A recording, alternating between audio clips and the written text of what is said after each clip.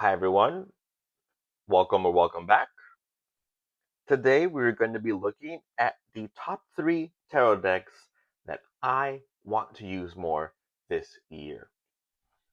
These decks were purchased last year, they did get limited use, so this year I want to get to know them a little bit better.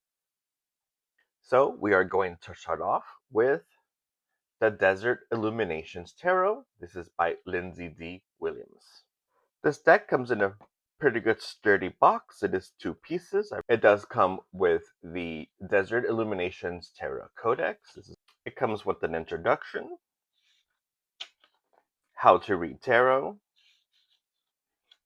what to know about your first reading, some example spreads. It goes into the major and minor arcana.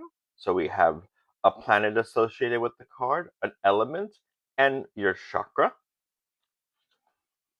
No color, but it does have pretty good explanation of the cards here. Here we go into the minors.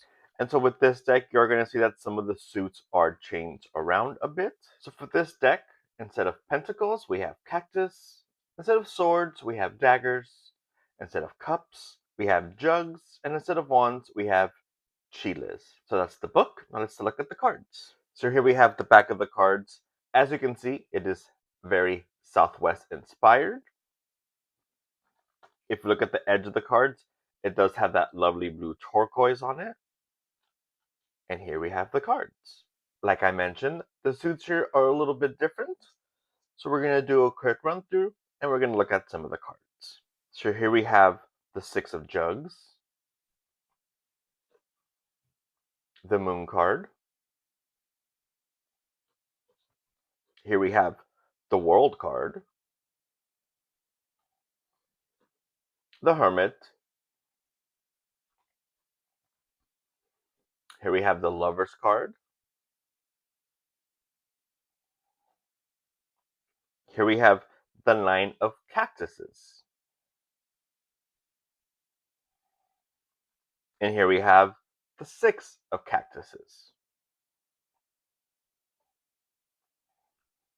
Here we have the Sun card, the Ace of Chiles,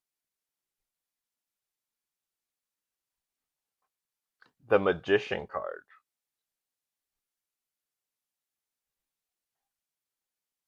here we have the 10 of Daggers, here we have the 2 of Daggers, here we have the Chariot,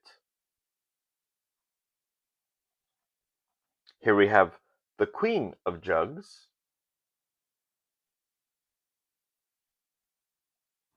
here we have the 5 of Chiles, here we have Strength, the 7 of Cactuses, and of course, the Knight of Chiles. What really drew me to this deck is the Southwest inspired motif. Cowboy heavy. We also have some whimsical characters. It's inspired again by the Southwest, the cowboy movement. We have modern representations of Southwest culture, older representations of Southwest culture. So if you are from the Southwest like me, this is a very fitting deck. Of course, I do love how some of the cards do have those aliens in there. A little nod to Area 51 in the Nevada desert. And of course, this is a very colorful, bright deck. For me, it screams of summer and memories. So that was my first deck that I really want to get to know this year a little bit better, the Desert Illuminations Tarot by Lindsay D. Williams. The second deck on my list is the Crystalstruck Tarot by Moonstruck Crystals. This is the gold edition. It does also come in a silver edition. So it comes again in a pretty good 2-part hard box. It does come with a guidebook. Now inside this guidebook, it is very simple. As you can see, there is an introduction there. It does go over the major, the minor, and of course the 4 suits. Inside, we do have some keywords, the crystal associated with that card and what that crystal means, and a little description of the card and its meaning. And here we have the back of the deck. As you can see, it is a crystal motif there with the name of the deck on the bottom. If you look at the side of the deck, it is a very thick deck, very, very sturdy. It does have this gold speckled edging on it. Now, when the cards are aligned in proper order, they do form little stars. This deck has been shuffled, so you're not going to get that effect. And here are the front of the cards. As you can see, we have the card represented and, of course, the crystal associated with that card. Now, one thing about this deck that really made it hard for me is that it is not a standard RWS. It is inspired by the RWS, but it's different. So here we have the Ten of Cups, the Nine of Swords, the Knight of Cups, the Star, the Ten of Pentacles, the Queen of Wands. So again, this deck is very crystal heavy. If you're into crystals and tarot deck, this is right up your alley. This is for you. The King of Wands, the Knight of Wands, the Tower, the Six of Wands, the Hanged One. I must say, I love how this card is represented.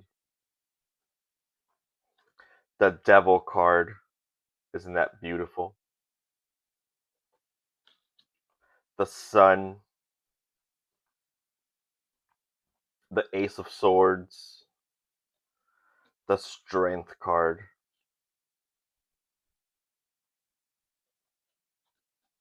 the Page of Cups, the Four of Pentacles,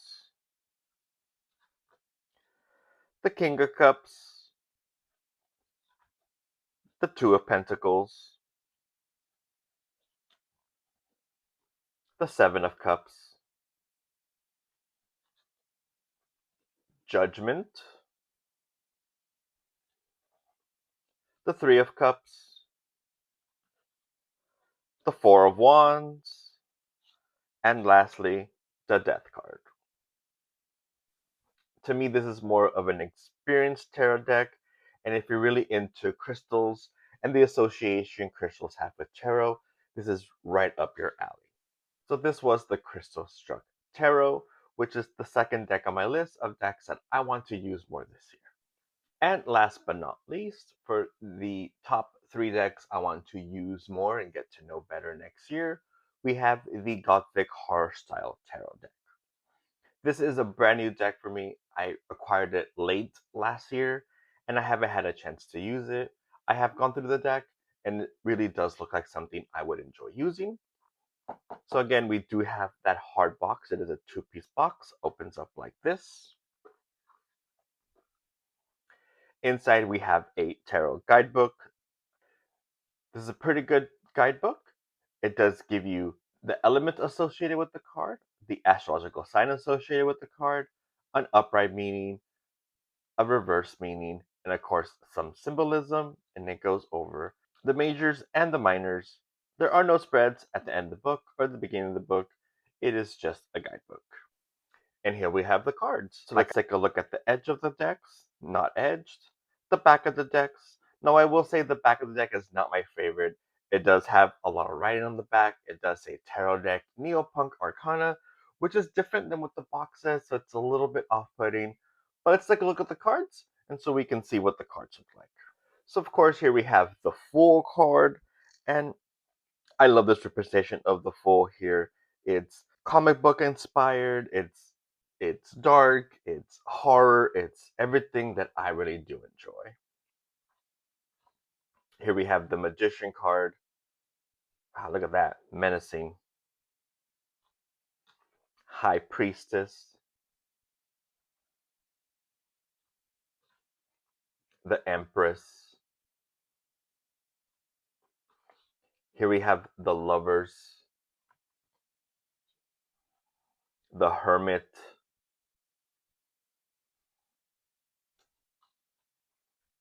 Justice. Here we have the Tower, the Sun. As you can see from this card, this is not a happy deck. This is not a bright deck. This is a deck if you love horror and gothic and you're into everything associated with that. This would be a perfect deck for the Halloween season or just all throughout a shadow work deck. This would be great. Here we have the Two of Cups, the Seven of Cups, the Knight of Cups, the Four of Pentacles, the Six of Pentacles, the Queen of Pentacles, the Two of Swords, the Nine of Swords, the Ten of Swords, the Page of Swords, the Ace of Wands, the Two of Wands, the Five of Wands, the Six of Wands, the Seven of Wands,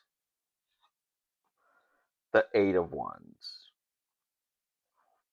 Now, some cards are a little Pippish style, but I think overall there's a good mix of some Pip style cards and, of course, your classic RWS interpretation.